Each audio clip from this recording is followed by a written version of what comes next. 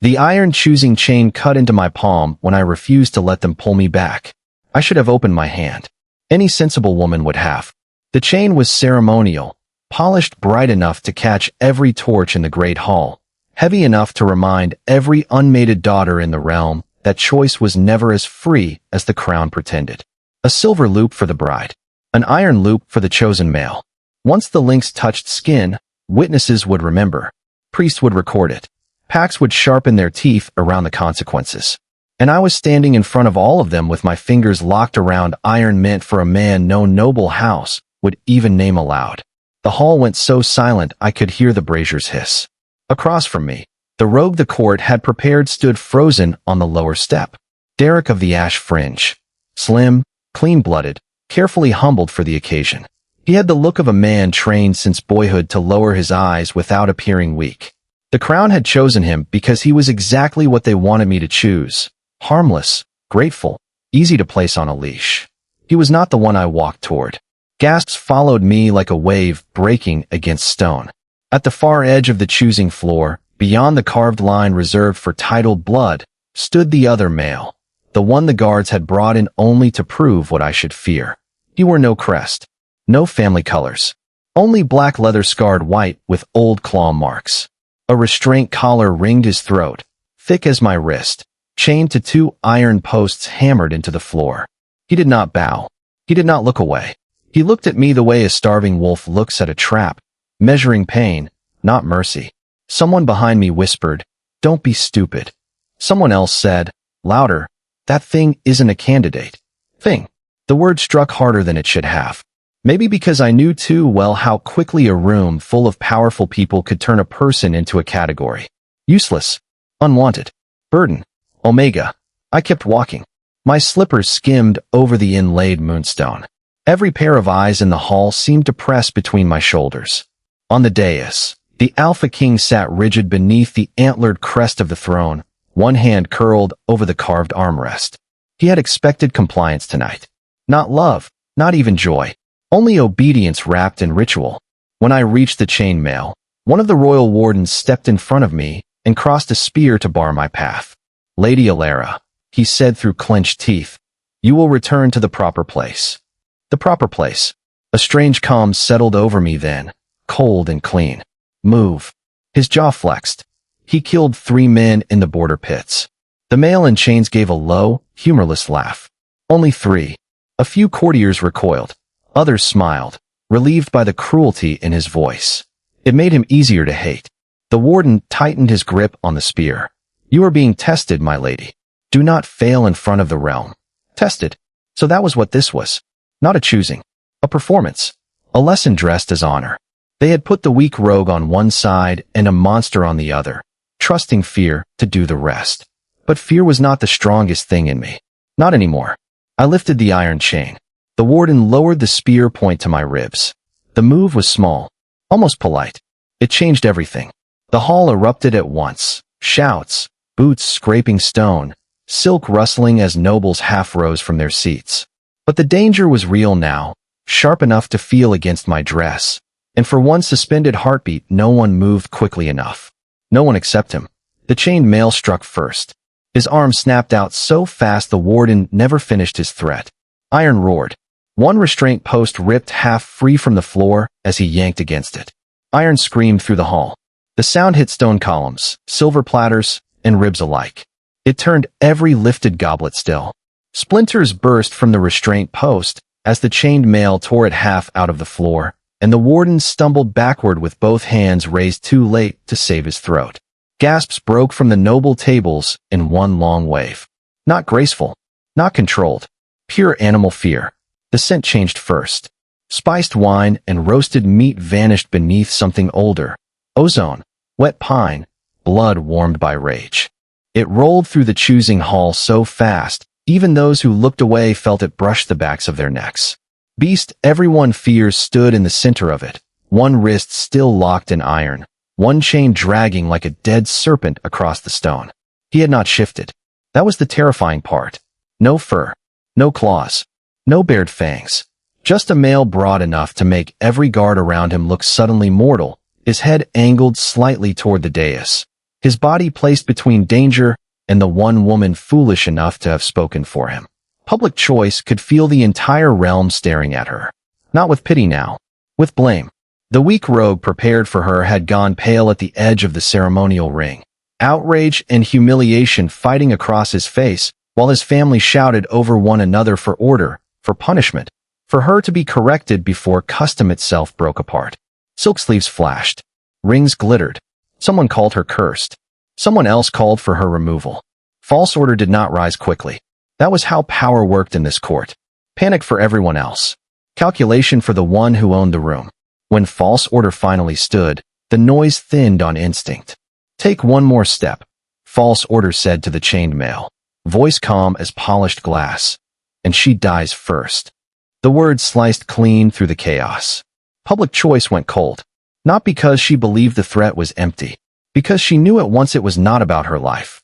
It was about control. About making her choice look childish, dangerous, insane.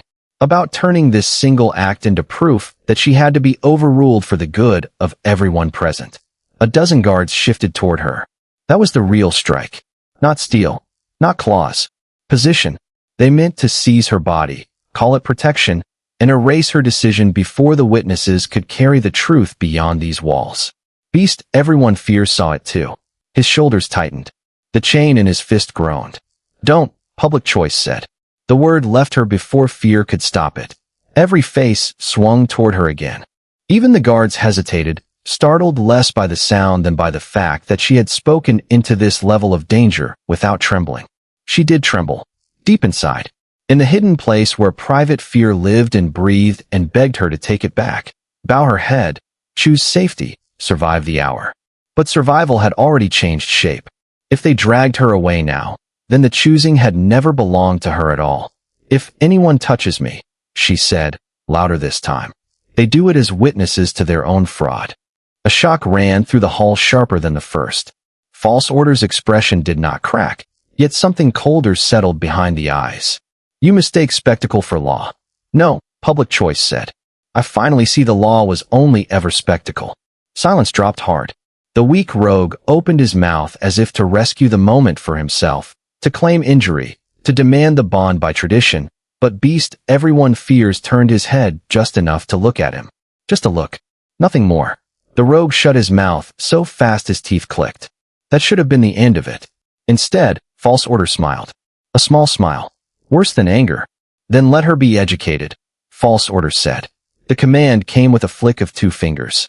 Cold air slid under the bronze doors and across the back of my neck as the 2 guards stepped toward me. Educated in this hall did not mean taught. It meant corrected until obedience looked natural. Their hands reached for my elbows. I moved first. The chain still hung from my wrist, a loop of iron-biting skin already rubbed raw. I lifted my arm before they touched me, not in surrender, but in refusal. The links clinked once in the silence. Every face in the hall turned fully toward me at last. No whispers now. No private smirks behind jeweled cups. Just waiting. False Order sat above us all with that same terrible half-smile, as if my fear had already been measured and found entertaining. The rogue straightened beside the selection dais, color returning to his face now that the room's attention had shifted away from his humiliation. He gave me a look that tried to be soft. It failed. There was hunger in it. Not desire. Relief. A man who thought the trap had almost closed on someone else. Choose properly, he said under his breath, low enough that only those nearest should have heard. And this can still be made easy. Easy. My palm throbbed where the iron had split it earlier. The smell of blood had dried into metal. Behind that, deeper and darker, lay the wild scent that had unsettled me from the first moment I entered the hall. Storm rain on stone, cedar smoke, and something caged so long it had learned to breathe through rage. Beast everyone fears did not speak. He stood below the royal platform in black restraints anchored to the floor, shoulders broad enough to make the chains look obscene rather than strong. Silver scored the iron at his wrists and throat. Punishment metal, not ceremony metal. They had dressed this as a choosing right, but one look at him made the lie plain. He had not been invited into this hall. He had been displayed in it. I should have looked away. Instead, I looked at him fully. The whole room seemed to tighten. His head was still slightly turned from that single glance he had given the rogue. A line of dried blood marked one temple. Another streak disappeared into the collar at his neck. Monster, they called him. Uncontrollable. Unfit. Too dangerous to stand among men without iron around his bones. Yet he had been the only one in this room who had not looked at me like I was purchasable. False order leaned back. Well, that one word fell through the chamber like a blade. Tradition pressed in from every side. I could feel it in the polished stone, in the painted banners, in the smug expectation of nobles who already believed they knew how this story ended. The weak rogue had been placed near me for a reason. Weak men are useful when stronger hands mean to rule through them. A safer choice. A public choice. My heart beat so hard it hurt. Not because I did not know what would happen if I defied them. Because I did. The rogue took one step forward and offered his hand. All rehearsed pity and careful humility. You do not need to be afraid. A few people smiled at that. They thought fear was the leash around my throat. They were wrong. I turned away from him. A sound moved through the hall at once, small and sharp, like silk tearing.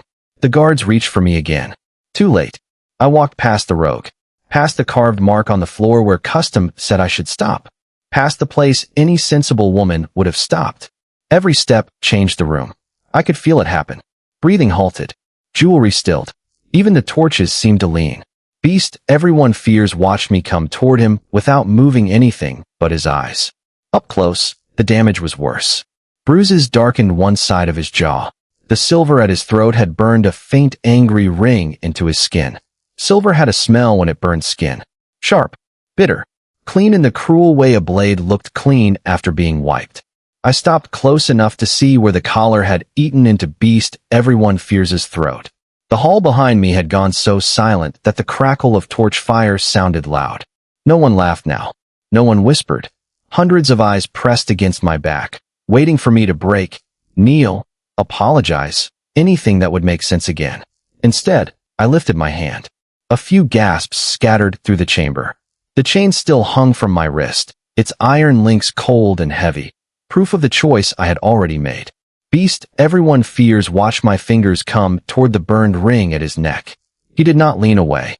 That frightened me more than if he had snapped at me. A creature that dangerous should have flinched from pain. A man that controlled should have used the moment to intimidate me. He only looked at me as if he was waiting to see whether I understood what I had stepped into. My knuckles brushed the silver. Heat pulsed under the metal, wrong and feverish. His jaw tightened. Not from anger. From endurance. This is poisoning him, I said. The words fell into the hall like stones into black water. False order remained seated above us, one hand resting on the carved arm of the high chair, as if the scene at his feet belonged to him. It is restraining him. It is burning him. It is necessary. The answer came too quickly, too smooth. Something in me turned cold. Until that moment, I had thought the trap was simple cruelty dressed in ritual. A public punishment. A lesson for me. A spectacle for them. But silver did not only wound wolves. Everyone in this hall knew that. They also knew how much silver to use if they wanted a beast contained rather than dying on his feet in front of witnesses. This was too much. I looked again at the ring around Beast everyone fears' throat, at the blackening edge of the burn beneath it, at the way one of the iron bolts anchoring his restraint had torn half loose when he pulled. They had not chained him this heavily because they feared what he might do. They had chained him this heavily because they needed what happened next to look justified. The realization hit so hard it stole my breath. This isn't restraint, I said, turning toward the raised dais. It's an execution. The hall erupted. Voices crashed over one another. Outrage. Denial. A few shocked exclamations too raw to be staged. The guards nearest the steps shifted their grips on their spears. Somewhere behind me, a noble woman hissed my title like a curse. False order did not shout. He never needed to. He only rose. That was worse. How quickly defiance becomes madness, he said. You were permitted a mistake. Do not make treason out of gratitude. Gratitude. As if I owed thanks for being humiliated, cornered, instructed through pain. I should have lowered my eyes. I should have let the moment pass and survived it. That was what the old version of me would have done. Endure. Bend. Keep breathing. But Beast everyone fears was still standing under silver and iron, saying nothing while they built his death into law. No, I said, and my voice shook only once. If the bond is lawful, prove it can hold without killing him. A dangerous murmur moved through the room. I had not challenged the choice. I had challenged the method. That was different. Harder to punish without exposing too much. For the first time, I saw something sharp flicker behind False Order's calm. Private Fear moved then, not from the dais, but from the side arc of witnesses where he had remained too still for too long. Weakness had been written onto him in this room for days, onto his slight shoulders and careful silence, onto the lowered gaze everyone mistook for obedience. Now he stepped forward just enough for the torchlight to catch his face. Steel rang before anyone drew a blade. The sound came from False Order's staff striking the black stone once, sharp enough to cut through the low murmur gathering in the chamber. Every voice died with it. Even the torches seemed to pull their flames inward. Private Fear did not bow. That, more than anything, changed the air. He stood one step below the dais, hands empty, shoulders still slight beneath court gray, with that same careful face everyone had mistaken for harmless. But I had seen the shift in his eyes. So had False Order. It was there now between them, invisible and brutal as a wire drawn tight. "You forget your place," False Order said. "No," Private Fear answered softly. "I remember it better than anyone here." A ripple moved through the witnesses. It was not loud, but it was dangerous. I could feel it pass over skin, over scent, over old loyalties dressed up as law. Beast everyone fears remained on his knees beside me, silver still biting his throat, blood dark against the broken line of his mouth. Until that moment, all danger in the hall had felt pointed downward, at me, at him, at the easy targets chosen for humiliation. Then Private Fear stepped into it, and forced every eye to lift. False Order smiled, and somehow that was worse than if he had shouted. "Then remember this," he said. "The girl has chosen disgrace. The beast has accepted it. And you," his gaze settled on Private Fear with surgical calm, "were expected to stand as witness to order, not defy it." Expected. The word landed strangely. Private Fear heard it too. I saw the smallest change in his jaw. "You planned this," I said before I could stop myself. A dozen heads turned toward me. Beast everyone fears made a rough sound low in his chest, warning or pain. I could not tell. False Order did not look at me. Of course I planned it. The hall went still in a new way then. Not suspense. Recognition. The old instinct in me, to lower my eyes, to survive by becoming smaller, rose and failed. Too much had happened for that. Too much had already been taken apart. False Order descended one step from the dais, robes whispering over stone. A weak rogue before the court. A feared brute in chains. A public choosing. Each phrase dropped cleanly, like pieces placed onto a game board. No matter what happened, the lesson would serve. If she chose the weak one, obedience would be celebrated. If she chose the beast, her judgment would condemn her, and fear would justify the next purge. My stomach turned cold. Not a ceremony. A trap. Private Fear's silence sharpened. "You meant to break both packs in one night." "I meant to save them," False Order said. "From confusion. From contagion. From bloodlines that no longer know their proper rank." There it was, the real strike from the crown. Not claws or chains, but decree. He lifted 2 fingers again. The guards did not move toward me this time. They moved toward Private Fear. For half a second the room forgot how to breathe. I understood then what he had risked by stepping forward. Not reputation. Not embarrassment. Position. Protection. Whatever thin shield had kept him standing among witnesses instead of kneeling in irons beside us had just cracked. Beast everyone fears rose before the guards reached him. Not fully. The silver prevented that. I saw it in the violent hitch of his body, the way pain flashed white across his face. But even half risen, he looked like disaster forced into human shape. The nearest guard faltered. The second pulled a hooked silver baton from his belt. "Stay down," I whispered. I did not know whether I meant him or myself. Private Fear turned his head only slightly. "Do not," he said, and I realized with a jolt that he was speaking to beast everyone fears. Not pleading. Ordering. The guard with the baton lunged. What happened next was so fast it felt unreal. Private Fear pivoted sideways instead of back. Pain changed the sound in the room. Not the clean clash of steel or the barked orders from the guards. This was softer than that, uglier than that. The wet catch of breath from a body, trying not to break, while silver bit deeper.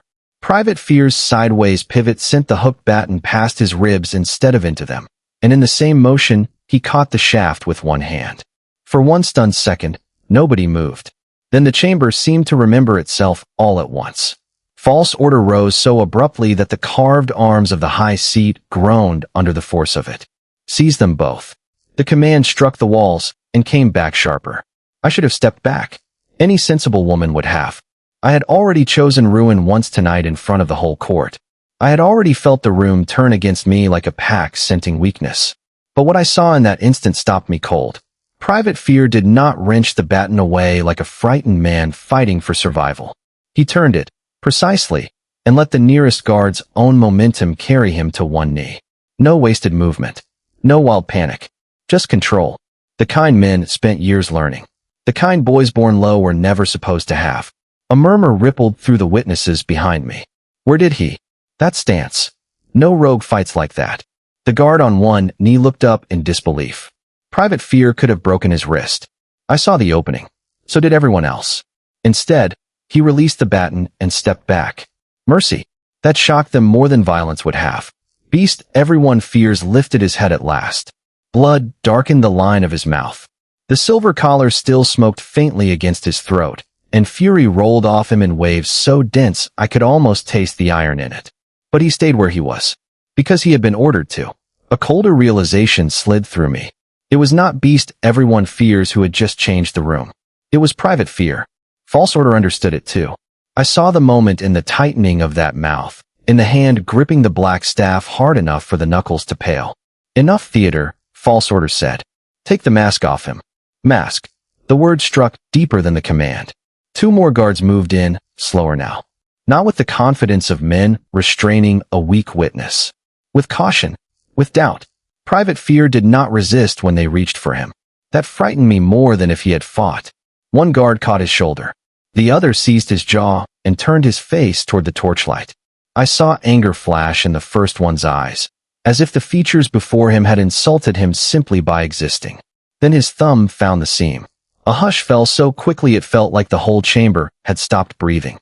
What they pulled free was thin as skin and almost as pale. A false layer. A clever one. It came away from his temples, from the line of his cheekbones, from the bridge of his nose. Piece by piece, the face this court had been looking at for days loosened and disappeared. Underneath, the room found someone else. Not a stranger. Something worse. Recognition hit the witnesses in fragments. A gasp here. A whispered curse there. One elder took 2 stumbling steps backward, as if he had seen a ghost rise from the floor. I understood before anyone said it aloud. Maybe I had known without knowing from the first moment his silence felt too measured to be fear, from the first time his eyes lifted and held too much. Private Fear was not the weak offering prepared for me. Not a disposable rogue. Not bait dressed as mercy. He was blood. High blood. The kind courts lied about. Buried. Erased. False Order's voice came low and venomous.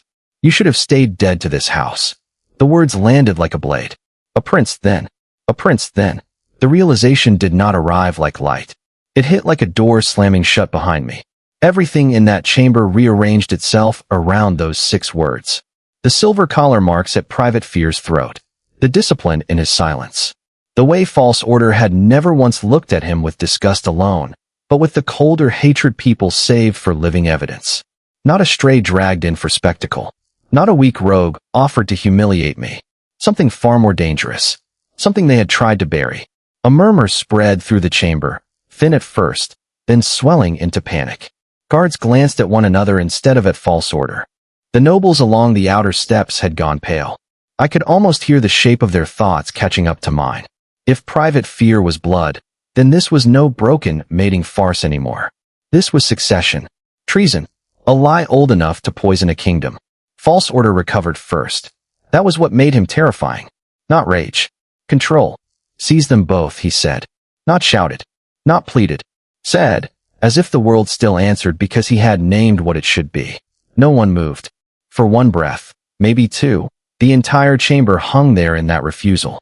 The guards had seen what Private Fear could do. They had also heard what False Order had let slip.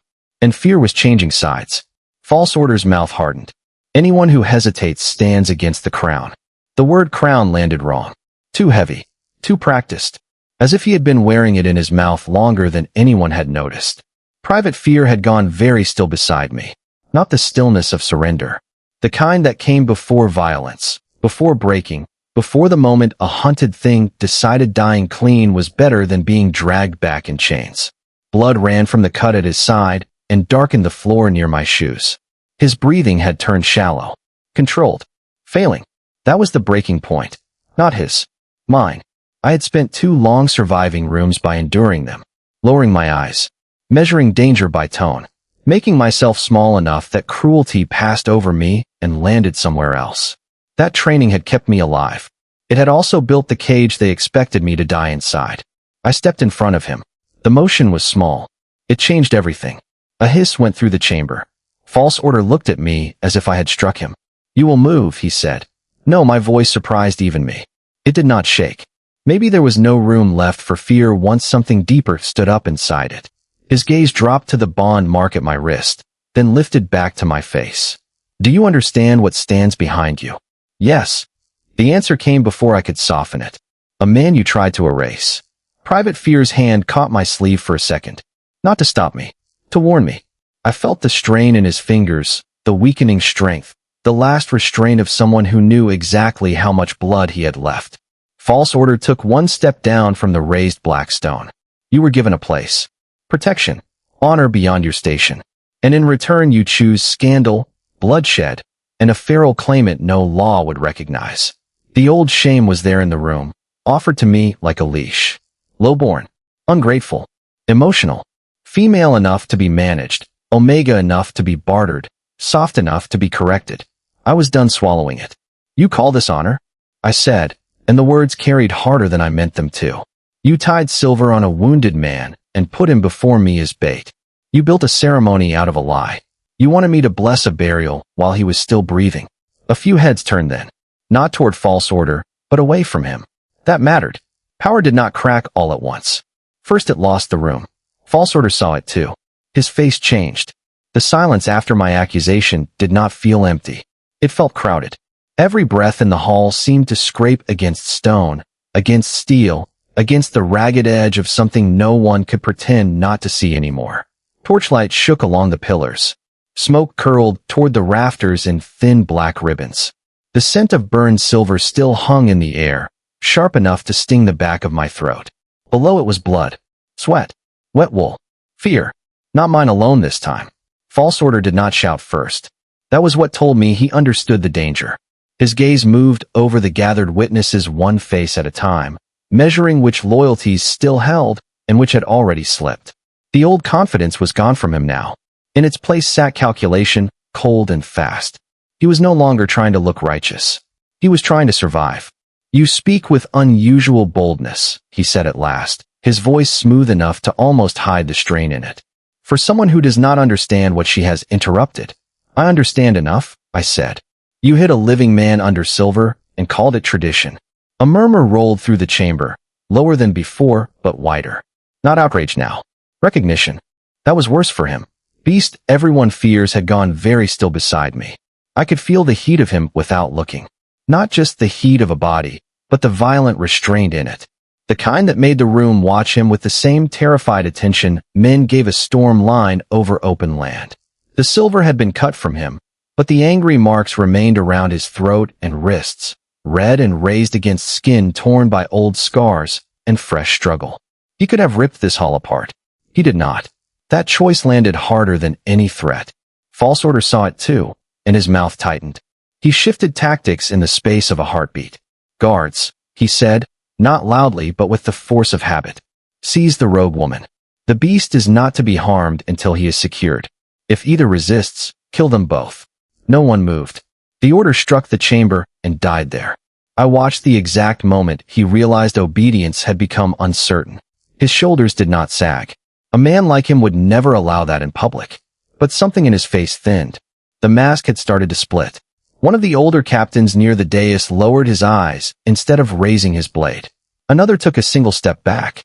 It was barely half a foot, maybe less. But in a room built on displays of submission, retreat was louder than defiance. False Order turned on them. "You swore to the crown. A voice answered from the side benches before any captain could. We swore to law. Trap is revealed rose unsteadily, one hand braced against the carved arm of the seat beside him. He still looked pale from blood loss. His coat was soaked dark at the ribs. But when he lifted his head, there was no weakness in the way he met False Order's stare. The hall shifted again. Until that second, too many people had still been waiting for someone with rank to tell them what truth meant. Now one had. False Order's lip curled. You would lecture me on law? I would name what you broke, Trap is revealed said. Trial by bond cannot be forced through fraud.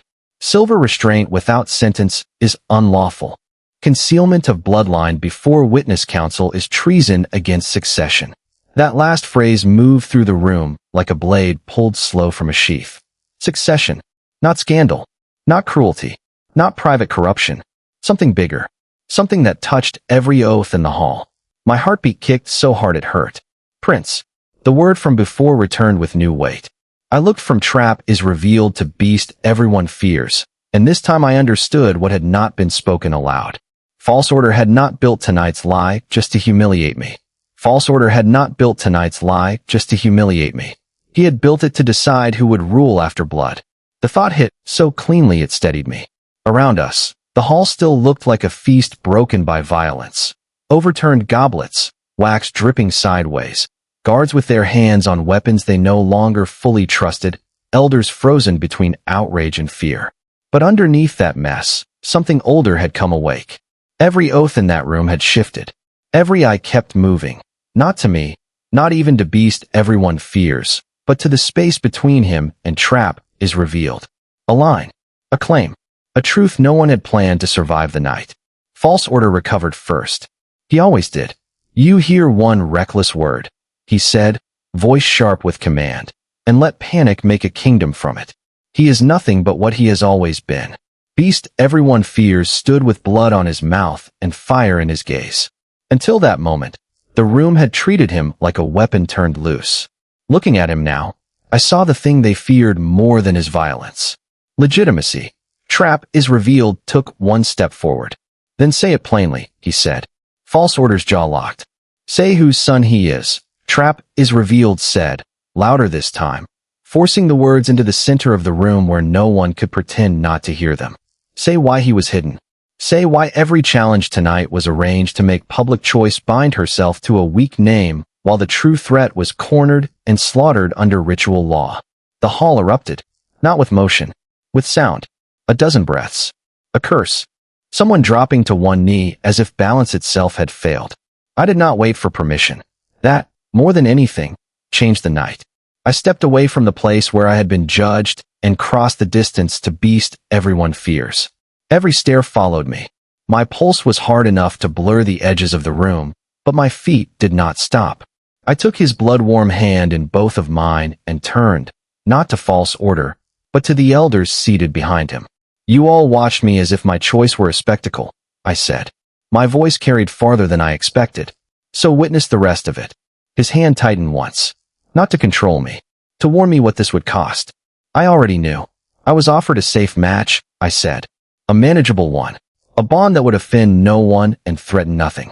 I see now it was never meant to protect me. It was meant to bury him. No one interrupted.